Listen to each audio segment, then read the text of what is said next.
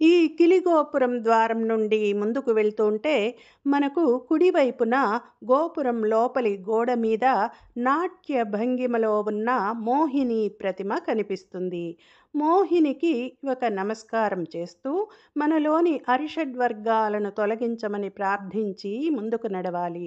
ఆ తరువాత అరుణాచలేశుని దర్శనం అయ్యి తిరిగి ఈ గోపురం నుండి బయటికి వెళ్ళేటప్పుడు ఈ మోహిని ప్రతిమను చూడకుండా వెళ్ళిపోవాలని అంటారు.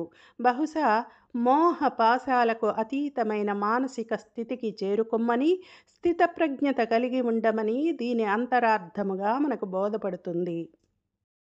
ఆ సర్వేశుని నిత్య నామస్మరణమే భవసాగరాన్ని దాటించే పంచాక్షరీ మంత్రనావ.